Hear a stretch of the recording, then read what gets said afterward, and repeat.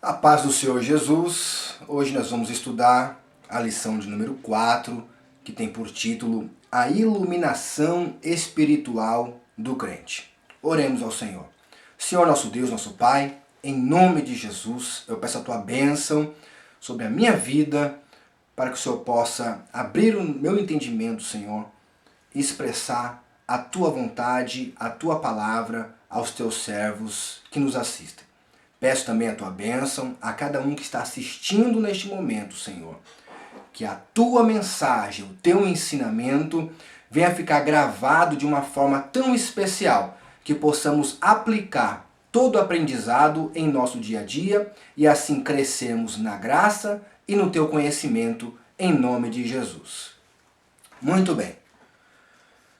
O texto áureo desta lição encontra-se em Efésios capítulo 1, versículo 17. Lembrando que neste trimestre estamos estudando a Igreja eleita, redimida pelo sangue de Cristo e selada com o Espírito Santo da promessa, o segundo trimestre do ano de 2020. O texto áureo diz assim: para que o Deus de nosso Senhor Jesus Cristo, o Pai da glória, vos dê em seu conhecimento espírito de sabedoria e de revelação. A verdade prática. A vocação do crente inclui a herança de preciosas riquezas conferidas aos eleitos pela grandeza do poder de Deus. A leitura bíblica em classe, se você não tem a revista, ela encontra-se em Efésios capítulo 1, versículo 15 ao 23. Se você puder acompanhar, é importante, porque toda a lição vai estar contextualizada dentro deste texto. Diz assim o versículo 15, Efésios, lembrando, Efésios, capítulo 1, versículo 15 ao 23. Diz assim a palavra de Deus. Pelo que, ouvindo eu também a fé que entre vós há no Senhor Jesus e o vosso amor para com todos os santos, não cesso de dar graças a Deus por vós, lembrando-me de vós nas minhas orações, para que o Deus de nosso Senhor Jesus Cristo, o Pai da glória, vos dê em seu conhecimento o espírito de sabedoria e de revelação, tendo iluminados os olhos do vosso entendimento, para que saibais qual seja a esperança da sua vocação e quais as riquezas da glória da herança dos santos, e qual sobreexcelente grandeza do seu poder sobre nós, os que cremos segundo a operação da força do seu poder, que manifestou em Cristo, ressuscitando-os dos mortos e pondo-a à sua direita nos céus, acima de todo principado, e poder, e potestade, e domínio, e de todo nome que se nomeia, não só neste século, mas também no vindouro, e sujeitou todas as coisas aos seus pés, e, sobre todas as coisas, o constituiu como cabeça da igreja, que é o seu corpo, a plenitude daquele que cumpre tudo em todos. Glória a Deus. O objetivo geral desta lição é esclarecer a dimensão da nossa chamada. Você sabe? Você tem a dimensão da sua chamada? Você já parou para pensar qual é o seu chamado? Nós vamos entender isso hoje aqui. E também não só esclarecer a dimensão da nossa chamada, mas também as riquezas da herança divina. Lembrando que todos nós somos co-herdeiros com Cristo, de diversas bênçãos. Nós vamos estudar algumas delas aqui hoje. E a grandeza do poder de Deus, porque, por incrível que pareça, nós temos que também estudar sobre a grandeza do poder de Deus, porque às vezes nós, com a nossa falta de fé, nós limitamos, na nossa imaginação, nós limitamos a grandeza do poder de Deus. E Deus, ele tem todo o poder. E é um poder tão sobrenatural que você vai entender hoje que é muito maior do que aquilo que você imaginava. Então vamos para o primeiro tópico da lição, que tem por título A Esperança da Vocação e as Riquezas da Glória.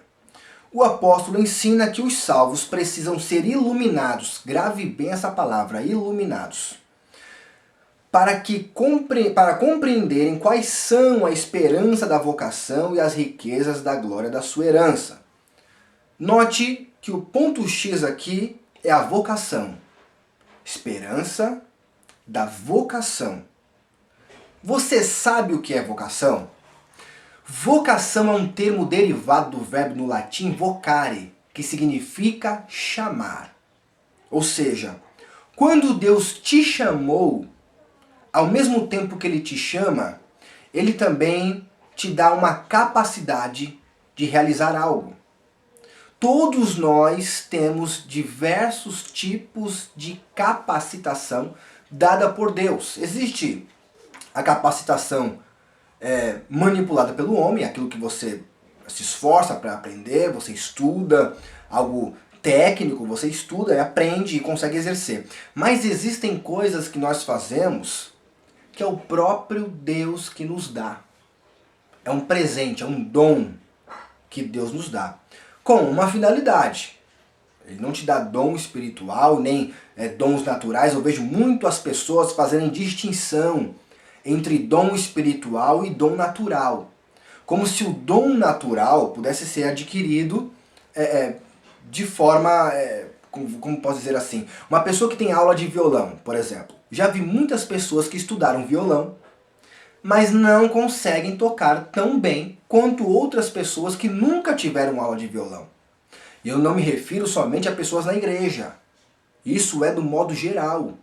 Tem pessoas que nunca tiveram uma aula de violão na vida, mas só em escutar. E alguém ensinar ali 3, 4 notinhas, a pessoa consegue pegar e tem uma habilidade maravilhosa. E às vezes isso é independente de religião, tá? É um dom natural. Eu já vi pastores que têm muita dificuldade na oratória, dificuldade ao falar, quando vai pregar, tem dificuldade de expressar aquilo que sabe. Não é que a pessoa não tenha chamado pastoral, não é isso.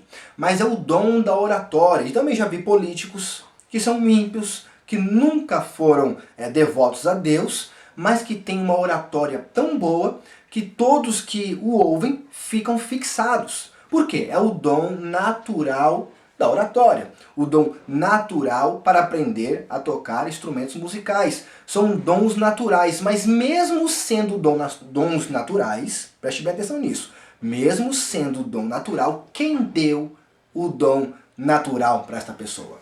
Foi o diabo ou foi Deus? Então entenda que esse negócio de ficar fazendo distinção entre dom natural e dom espiritual, ele serve sim para um entendimento teológico e para a serventia daquele dom. Por exemplo, o dom de interpretação de línguas estranhas. Não tem como dizer que isso é um dom natural. Isso é um dom espiritual. Então, para fazer esse tipo de separação, nós podemos aqui citar que existem os dons espirituais e o dom natural. Porém, nós não podemos nos esquecer que o dom natural também foi Deus que deu para os homens, tá bom? Então você com certeza tem dons dados por Deus, seja ele espiritual ou natural, seja você cristão ou não. A diferença é que quando Deus dá um dom para uma pessoa, ele precisa ser usado da forma como Deus quer que ele seja usado. Infelizmente, é uma realidade. Existem pessoas que não sabem usar o dom que Deus deu, ou fingem que não sabem. Usam para fins desnecessários. Quantos homens e mulheres de Deus que receberam o dom de curar? Não só a autoridade para usar o nome de Jesus para curar, mas o dom de curar. E usa isso para se apresentar, para promover o seu próprio nome. E quantas denominações não cresceram simplesmente pelo chamamento, pelo vislumbre, pelo merchandising feito por aquele homem ou por aquela mulher que tem um dom sobrenatural, um dom dado por Deus, só que ele ao invés de usar para benefício da igreja, para a edificação da igreja, para o benefício da obra, ele faz para se autopromover. Esta é uma realidade que infelizmente existe. Assim como também existe uma realidade de pessoas que recebem o dom de Deus e não usam para nada, tá? Então pare para analisar. Você com certeza tem dons, seja espiritual ou seja dom natural. Agora, precisamos abalizar a questão do chamado, a questão da vocação, para que nós fomos vocacionados. E nessa aula nós vamos ter um esclarecimento de uma determinada vocação que todos os cristãos receberam. Olha que interessante. Existem tipos de chamados específicos, mas existe um chamado que ele é geral para todos os salvos. E é isso que nós estamos entendendo na manhã de hoje. O primeiro subtópico diz assim: a ação de graças e intercessão. O apóstolo se alegra em dar graças a Deus pela vida dos eleitos. Isso está no capítulo 1, versículo 16. E por todas as bênçãos espirituais recebidas, tais como a eleição, a predestinação, a filiação e o dom do Espírito Santo. Ele intercede para que seja concedido aos seus leitores o espírito de sabedoria de revelação. Paulo estava ciente de quão maravilhoso é o Evangelho, mas, ao mesmo tempo, de quão impossível é alguém perceber a glória dessas boas novas sem ser ensinado por Deus. Por isso, ele rogava para que os crentes recebessem a capacidade de compreenderem, por meio do Espírito Santo, a esperança da chamada, as riquezas da herança e a grandeza do poder de Deus. 3 coisas. O apóstolo Paulo, preste bem atenção nisso. Isso aqui é um detalhe essencial para o ensinamento desta manhã. Paulo, ele orando ao Senhor, pedindo para que Deus fizesse os crentes, pessoas já crentes, entenderem, compreenderem as revelações de Deus. Por quê? Existem coisas, como por exemplo a graça do Senhor, que não adianta nós explicarmos com palavras.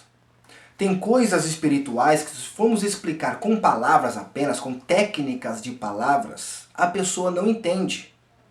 Tem coisas que Deus precisa revelar ao homem. E uma delas é a graça de Deus, a salvação pela graça. Se você explica para um ímpio, se você diz para um ímpio, olha, a salvação é pela graça, não é por mérito, é pela graça. Não há nada que você faça que te conduza a merecer a salvação. Nós somos salvos pelo que Jesus Cristo fez na cruz do Calvário, e não pelo que nós fazemos para Cristo. A pessoa olha e vai, se a pessoa olhar esse ensinamento de forma técnica, ela vai analisar e vai, então eu não preciso fazer nada. Eu não preciso praticar nada. Certo? Porque a ela não foi revelado o que é a graça de Deus. Mas para mim e para você, que nos foi revelado o que é a graça de Deus, nós conseguimos ter uma visão diferenciada das coisas. Uma visão muito mais além, uma visão muito mais apurada. Por isso Jesus disse, não fique jogando pérola aos porcos, porque tem coisas que você tenta explicar e o ímpio nunca vai entender.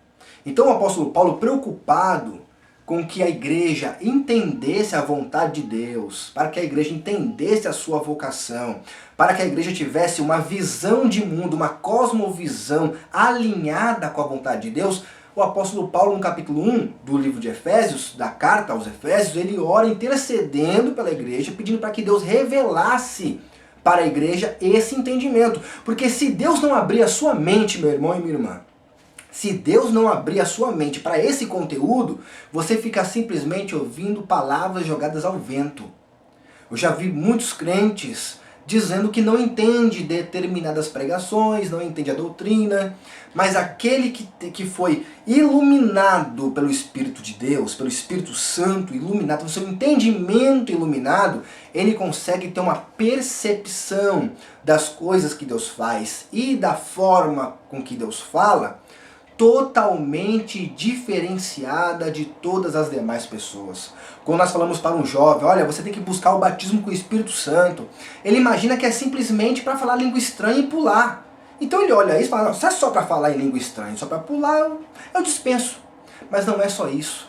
Quem é cheio do Espírito Santo, ele tem uma visão de mundo diferenciada. A nossa visão vai muito mais além que a visão do ímpio. Nós entendemos coisas de Deus que palavras não explicam. Você sabe o que é, mas difícil explicar isso por palavras, porque é uma revelação especial. Então você vê aqui no primeiro tópico, muito interessante, se você tem a sua revista, confira aí, quando acabamos de ler aqui, no último trecho, o apóstolo dizendo, por isso ele rogava para que os crentes recebessem a capacidade, olha a vocação aí, a capacidade de compreenderem por meio do Espírito Santo. Sem o Espírito Santo você não vai compreender as coisas de Deus. De fato isso. A esperança da chamada, as riquezas da herança, ou seja, alguém pode perguntar em seu íntimo, o que eu ganho buscando ao Senhor?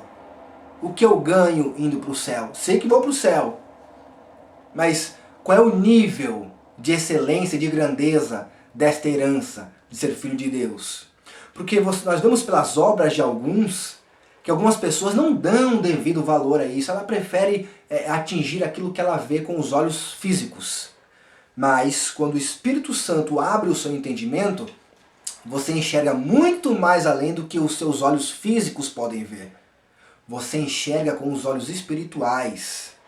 É aquela fé suficiente para você dar um passo, para você colocar o pé sem mesmo saber se existe chão para você pisar. Isso é fé, é certeza, tá?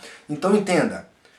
Da mesma forma como o apóstolo Paulo orava ao Senhor para que Deus desse essa revelação, essa iluminação de entendimento para a igreja, aprenda isso, essa também é uma pauta para ser colocada em nossas orações. Ore ao Senhor para que Deus te revele a sua vontade, que está por trás das Escrituras. Porque o texto sagrado, todos podem ler. Basta ser alfabetizado. Mas entender a moral por trás do texto, o ensino espiritual por trás do texto, a aplicação do texto para a sua vida atual, isso só o Espírito Santo pode dar a você. Você tem pedido isso a Deus? Você tem incluso essa petição na sua pauta de oração? Por que eu falo pauta de oração? Porque às vezes nós lidamos com pessoas que falam assim, olha, eu não consigo orar 1 hora de joelho, não consigo orar nem 30 minutos, que eu não tenho o que falar com Deus. E aí eu sempre uso uma didática dizendo, olha, você tem que criar uma pauta do que você vai falar com Deus. Você primeiro adora ao Senhor, você agradece a Deus por tudo que você tem, ou você não consegue reconhecer o que você tem, o ar que você respira, a oportunidade de mais um dia de vida. Tem que saber colocar isso na pauta, agradecer a Deus. E tem diversos outros assuntos que você pode colocar na pauta, nessa conversa com Deus, que é a oração, e uma delas é essa. Senhor, me dá sabedoria para entender a Tua vontade. Ilumina o meu entendimento para eu compreender a Tua palavra. Ilumina a minha visão para que eu enxergue muito mais além do que as pessoas comuns enxergam. Que eu possa ver aquilo que está muito longe do meu alcance do olhar físico. Por que você acha que muitas vezes nós já criticamos os pastores por atitudes que nós não entendemos que tomamos? Seja sincero, você já fez isso, né? Às vezes o pastor tomou uma atitude, tomou uma decisão, e você diz, mas se eu fosse o pastor eu não faria assim. Eu não acho que foi correto dessa forma. Deixa eu explicar isso para você. Quando Deus coloca a pessoa numa posição, num determinado cargo, quando é Deus de verdade que coloca, junto com a posição, junto com o cargo, Deus também dá a capacitação. Por isso que ele é chamado, por isso que ele é vocacionado, tá? Deus chama e dá também todas as ferramentas. Imagina você, se o exército brasileiro entrar em guerra, e ele convocar você para a guerra, chega lá no dia de você ir para a guerra, o exército não te dá um uniforme, não te dá uma ferramenta, não te dá um treinamento. Você acha que isso é correto? Pois bem, Deus age da mesma forma. Deus vocaciona você, Ele chama você, mas Ele te dá vestes para isso, um revestimento para isso. Ele te dá ferramentas para isso. Eu não gosto de usar muito a palavra armas, porque armas a pessoa tem uma conotação de matar, de violência, mas eu vou usar a expressão ferramentas, de conserto, para consertar. Deus te dá ferramentas para você e ainda te ensina a usar essas ferramentas. Isso é vocação. Então não fique intimidado, com medo. Não, se Deus vocacionou você, Ele vai te dar todo o entendimento para você exercer sua vocação. Por isso que não é correto você criticar o pastor, como eu estava falando aqui. Porque o pastor tomou uma certa atitude que na sua visão um pouco mais curta, você não entende, mas ele foi vocacionado. Você compreende isso? Ele foi vocacionado para isso. Se você não concorda ou não entende, ore ao Senhor e peça para Deus o entendimento. Aí Deus vai iluminar o seu entendimento, vai te revelar a sua vontade. Agora, criticar por criticar, fazendo um olhar técnico das coisas, isso está completamente errado. Se você era assim, a partir de hoje mude. Mude. Quando o pastor tomar uma decisão que você não entender, você diga para Deus na sua oração. Coloque isso na pauta da sua oração. Diga, Senhor, eu não entendo o que o teu servo fez, mas eu confio que o Senhor vocacionou ele. Eu confio que o Senhor chamou ele. Eu confio no que o Senhor tem orientado ele. Então, pelo Senhor, por Deus, pelo Senhor, eu vou confiar. E confie, acredite. Lá na frente você vai entender e falar, olha, agora eu entendi porque o pastor lá atrás tomou certa atitude. É para que hoje estivéssemos assim, assim, assim. É claro, a visão que Deus deu para o pastor é diferente da visão que Deus deu para os membros. Porém, isso aqui que eu estou falando aqui é só um exemplo, tá? Na verdade, essa vocação que Paulo fala aos Efésios vai muito além disso. Fala da visão de você entender a grandeza da salvação, do seu chamado, da sua transcendência aqui na terra para a eternidade. Porque é necessário isso. Olha, se o crente ele não consegue entender a dimensão da grandeza do lugar que ele não vai valorizar de forma nenhuma o lugar que ele está. Tá? Vou dizer ele que eu não vou dizer você não. Você está longe disso, mas vamos dizer assim. Se ele não entender a dimensão da grandeza do lugar que ele não vai valorizar o lugar em que ele está hoje. Entenda isso. Muitas pessoas no mundo, elas investem tempo, aproveitam o máximo possível essa vida, porque elas não sabem o que vai ser depois disso. Elas se deprimem com a ideia da morte. Mas os cristãos é diferente. Eles têm uma iluminação de entendimento tão apurada que eles fazem o contrário. Nós renunciamos aqui, nós nos guardamos aqui, nós nos enchemos aqui, nós trabalhamos aqui, nós investimos aqui, nós poupamos aqui, para na eternidade podermos aproveitar e vivemos felizes, maravilha, descansar, só bênção, só glória. E isso que é maravilhoso, é isso que nos mantém de pé e prosseguindo nessa caminhada para a qual nós somos chamados. Vamos lá. O subtópico 2 diz, a esperança da vocação. Se você tem a revista, acompanhe comigo, senão preste bem atenção na leitura. Em sua petição a Deus, Paulo intercede para que o Espírito Santo ilumine os crentes a fim de saberem qual seja a esperança da sua vocação. Isso está em Efésios, capítulo 1, versículo 18. Assim, eles seriam capazes de experimentar e conhecer profunda e espiritualmente os privilégios de serem vocacionados. Podemos dizer que tal esperança divide-se em pelo menos 3 aspectos. Note os 3 aspectos. Primeiro, Deus chamou pessoas no passado. Ou seja, Deus chamou, passado. Ou seja, uma chamada em que ele teve a iniciativa por meio da eleição em Cristo, da qual fazemos parte. Segundo, a chamada abrange o serviço e santificação no presente. Você foi chamado e agora no presente você precisa exercer a função a qual você foi chamado. Isto é, achar-se irrepreensível, viver em comunhão e andar de modo digno. 3. A participação gloriosa no futuro, é o que nós estamos falando agora, que compreende a vida eterna e a esperança de conhecer Deus face a face. Então, a sua vocação, nós aprendemos na aula passada sobre a predestinação do povo de Deus, da igreja, né? Não da predestinação exclusiva de uma pessoa, mas a predestinação de um povo.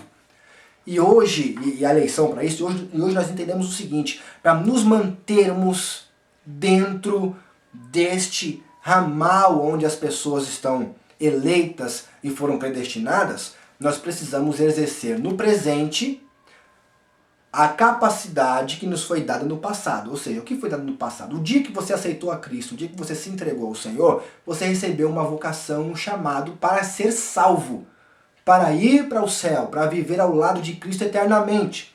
Mas você tem que exercer essa chamada. De que forma? Se santificando. Porque o Tiago, ele diz que a fé sem as obras, ela é morta. Ou seja, nós praticamos boas obras, não para sermos salvos, mas porque fomos salvos. É uma consequência, sabe? É como o dançarino, que ele dança ao ouvir uma música. Ele não dança para que a música toque. Ele toca a música para que ele dance. É o mesmo sistema. Nós não fazemos algo para sermos salvos. Nós já fomos salvos. Então a consequência deste milagre em nossa vida é o exercício daquilo que nós cremos, da nossa fidelidade com Deus, da nossa fé. Por isso a importância da santificação. Mas nós não vamos conseguir nos santificarmos se nós não tivermos uma compreensão dessa grandeza revelada pelo próprio Deus. Se você não consegue se santificar, que é se separar das coisas deste mundo. Por exemplo, pode um cristão santificado, um cristão separado, estar indo atrás, ao invés de procurar, buscar as coisas de Deus em oração, em leitura da palavra, buscar coisas que edificam, a pessoa só corre atrás de notícia ruim através da Rede Globo, por exemplo. É normal isso? É normal você ir à casa de um crente e o dia inteiro ligado na Rede Globo, ou seja em qualquer canal de televisão. Não estou aqui pregando contra a televisão, mas estou te dando uma lição prática para isso. Como é que você vai dizer, não, eu creio, eu estou cheio de Deus, e consegue compactuar com essas coisas? Alguém pode dizer assim, mas eu estou no mundo ainda. Eu estou no mundo, é comum que eu viva as coisas que aqui estão. Sim, assim como Daniel também estava em Babilônia, mas quando teve o decreto do rei, já tinha até mudado o império, já não era nem mais o Império Babilônico mais, já eram os Medos e Persas. Quando muda o decreto, aonde ele não podia mais fazer nenhuma oração, onde orar a outro Deus tornou-se crime, como é que Daniel agiu? Daniel falou assim, olha, eu tenho que obedecer às autoridades, se não pode orar, eu não vou orar. Porque pensa bem, se Daniel quisesse, o que ele poderia fazer? Bom, sai um decreto do rei, tenho que ficar 30 dias sem orar, Deus sabe todas as coisas, o importante é que eu estou sendo sujeito à autoridade. Eu nunca vi nos dias de hoje, preste atenção, eu nunca vi nos dias de hoje tanto crente submisso às autoridades. Mas que lindo! Olha, se as pessoas fossem tão submissas a Deus, quanto supostamente são submissas às autoridades, né? Porque além das autoridades, as autoridades, uau, que autoridade, meu Deus! Daniel podia ter feito um agazinho, né? Eu vou orar escondido, vou deitar na minha cama, vou jogar o lençol por cima, eu vou orar escondidinho por causa do decreto do rei. Não, Daniel nem ligou. Eu tenho meu propósito, não me misturo com eles, faço parte. E olha que Daniel, vamos trazer para o dia de hoje, era como se fosse um dos ministros de Bolsonaro. Vamos dizer assim, um exemplo para você entender. Daniel não era qualquer um não, hein? Não era o irmãozinho não. Ele falou, não, esse decreto quer me dizer nada. Vou continuar na minha integridade, voltando-me para Jerusalém, para o lugar onde eu devo orar, e continuar com as minhas orações, nem que isso custe a minha morte. Você acha que ele conseguia ter essa coragem se não fosse uma capacitação, uma vocação, se não fosse um entendimento pleno da comunhão dele com Deus? Jamais ele conseguiria. Sabe por que muitos de vocês não entendem isso? Muitos de nós, tá? Muitos de nós não entendemos isso porque não foi iluminado. A sua mente não foi iluminada pelo Espírito de Deus para entender isso. Quantos de nós são meros religiosos, infelizmente, carteirinha de membro em comunhão da igreja, batizado nas águas, tudo certinho, tomando ceia, mas infelizmente esses entendimentos ficam limitados, mas que a partir de hoje, através deste ensinamento, porque a escola bíblica dominical é isso, é lições aplicativas, tá? Se você quer ter um estudo técnico de teologia, se matricule no seminário. A escola bíblica dominical são lições práticas. Então entenda isso. Você precisa colocar na pauta de oração a iluminação, o entendimento da palavra de Deus, para você conseguir enxergar desta forma, como Paulo enxergava e como Paulo pedia para Deus abrir o entendimento do povo lá da igreja de Éfeso, para que eles também estivessem alinhados com essa mesma visão. Amém? Então, ou seja, revisando aqui o subtópico 2, a esperança da vocação. Entender para que foi chamado, você foi chamado para a salvação. Manter-se presente, que é se santificando, se separando das coisas erradas deste mundo, mesmo estando no mundo, tá? Tendo uma vida separada. E participando da vida eterna que nós teremos muito em breve. Vamos lá para o subtópico 3, encerrando o primeiro tópico, né? Que são as riquezas da glória da sua herança. Nós vemos na carta aos Efésios, no capítulo 1, versículo 18, a expressão sua herança. Essa expressão sua herança enfatiza o que Deus deu aos seus eleitos. Já o termo riquezas refere-se às maravilhosas bênçãos que acompanham o plano de salvação, tais como, olha o que você ganha dentro desse pacote de salvação quando você aceita Cristo e você renuncia às coisas desse mundo, você recebe a iluminação, esse entendimento do que é a graça de Deus. Olha o que você ganha, vem tudo num pacote, é um combo completo. Ó, o perdão dos pecados, você consegue compreender, você consegue ser grato a Deus pelo perdão dos seus pecados. Porque se você não compreende os seus pecados, é porque o Espírito Santo não lhe convenceu disso.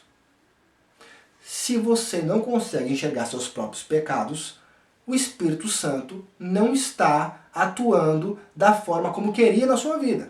Então dê lugar para Deus, para que Ele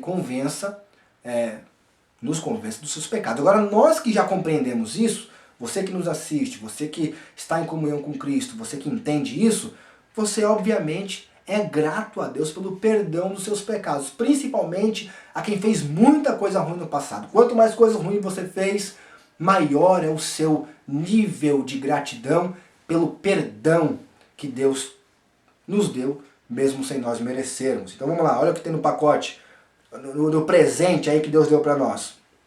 Perdão dos pecados, adoção como filhos. Aqui no Brasil é muito comum falar assim, todos nós somos filhos de Deus, né? Mas fala isso lá no meio islâmico, entre o muçulmano. Essa frase, filhos de Deus, é totalmente atípica para eles.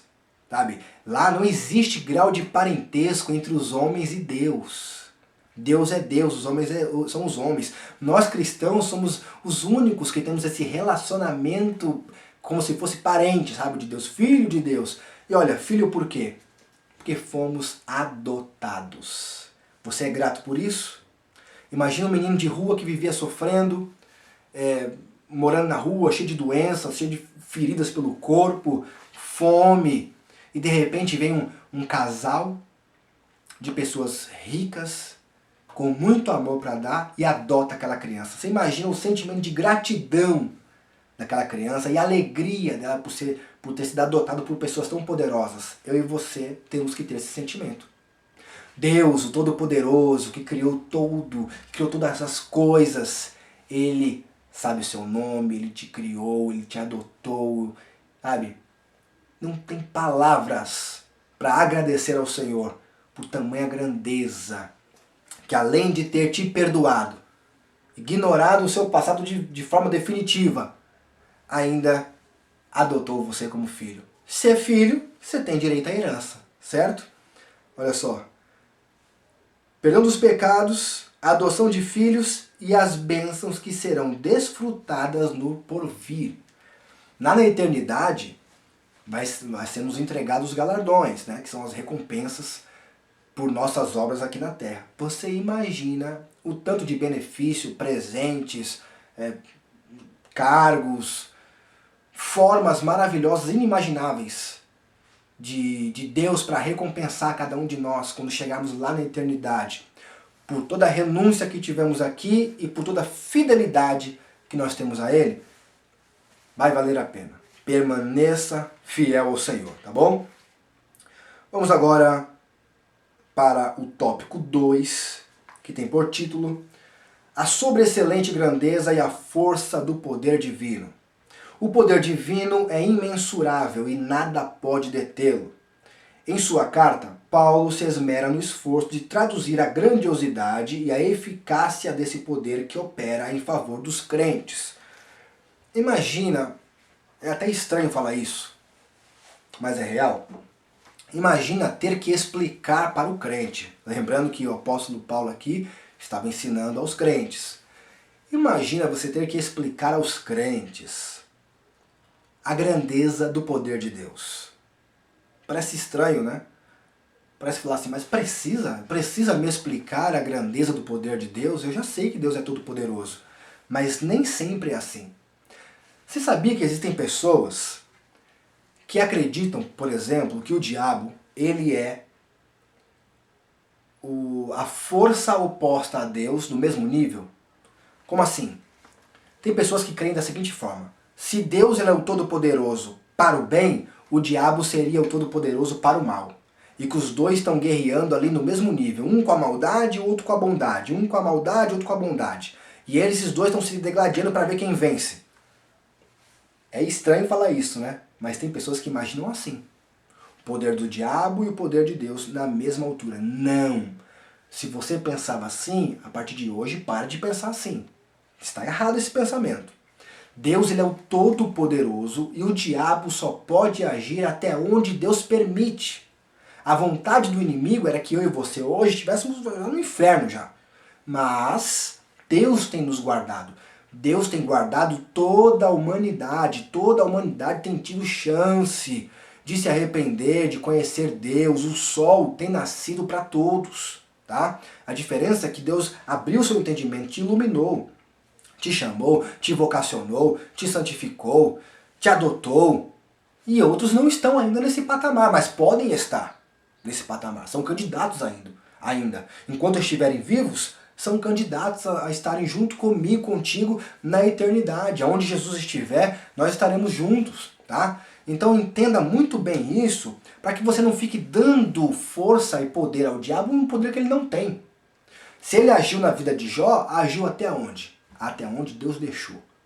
Primeiro Deus colocou um limite ali para o diabo tirar somente as riquezas de Jó. Depois tirou a parte sentimental, que no caso é a família, né? Riquezas e família. Depois fez o quê? Tirou a saúde. E só foi até ali. O diabo pode tirar as riquezas de um homem, a família de um homem, a saúde de um homem, mas não pode tocar na alma de um homem se Deus não permitir. Se Deus permitir, ele vai fazer. Se Deus não permitir, ele não vai tocar em nada seu. Olha aí mais uma pauta de oração. Senhor, não deixa o inimigo tocar em nada que é meu. No meu dinheiro, na minha família, na minha saúde, em nada. Nos protege em nome de Jesus. Você tem sido grato a Deus por Deus ter guardado você esse tempo todinho? Porque Deus está guardando, né? Deus está guardando você esse tempo todo. Você que já é cristão, Deus tem guardado. Você que ainda não é cristão, Deus tem guardado também. Até quando? Nós não sabemos. Só Deus sabe.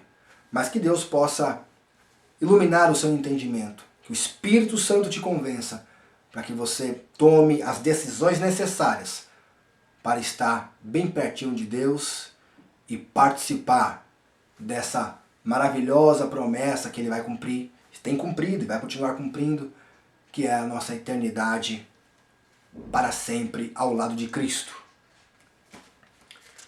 Vamos adiantar aqui. No subtópico 2 diz aqui, a força do poder divino. É o que nós estamos falando aqui.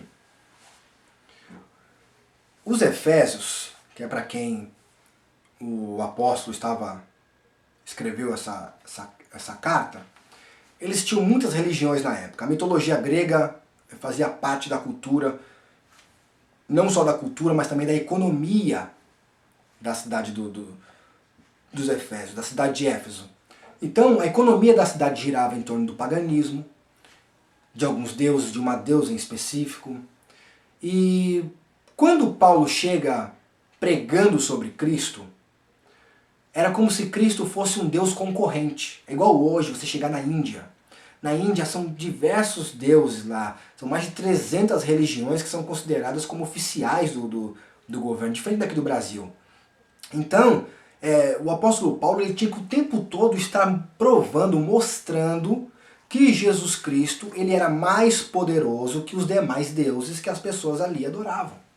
Então é uma espécie de concorrência, não tem aí na Thiago Ferreira, você que é aqui do Guarujá, ou lá 24 de março, ou lá no Brás, ou na Celso Garcia, que são ali diversas templos diferentes, lojas diferentes. É como se fosse uma concorrência. Naquele tempo era tantos deuses ali em Éfeso que eles adoravam, que Jesus acabava sendo só mais um.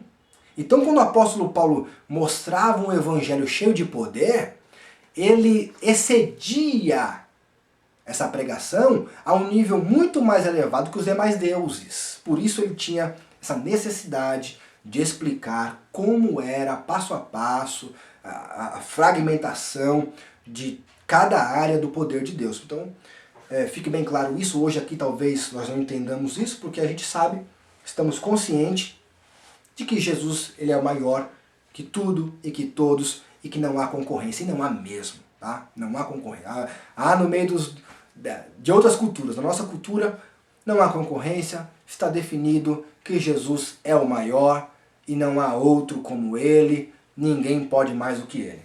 Tá? Vamos para o tópico 3, que é Cristo, o nosso exemplo de exaltação. Nesse ponto, veremos 3 aspectos da exaltação de Cristo que atestam a grandiosidade do poder de Deus disponível também aos crentes. Primeiro, no subtópico, Cristo, as primícias dos que dormem. Paulo enfatiza que o poder de Deus se manifestou em Cristo ressuscitando-o dos mortos. Foque bem nesse terceiro tópico agora, foque bem. Porque além de ser o último tópico da lição, ele é a cereja do bolo para o nosso entendimento hoje. De fato, o Novo Testamento descreve a ressurreição de Cristo como a obra do poder de Deus. Ao ressurgir dentre os mortos, Cristo foi feito as primícias dos que dormem. Assim sendo, a ressurreição de Jesus é a garantia de que seremos ressuscitados. Então entenda uma coisa. Todos nós que morremos antes do arrebatamento da igreja, nós seremos ressuscitados. O apóstolo Paulo pregava muito sobre ressurreição naqueles tempos, e hoje esse discurso está um pouco distanciado de nós. Mas para nós que não queremos morrer, para nós que amamos a vida, porque a vida é coisa de Deus, nós temos um consolo.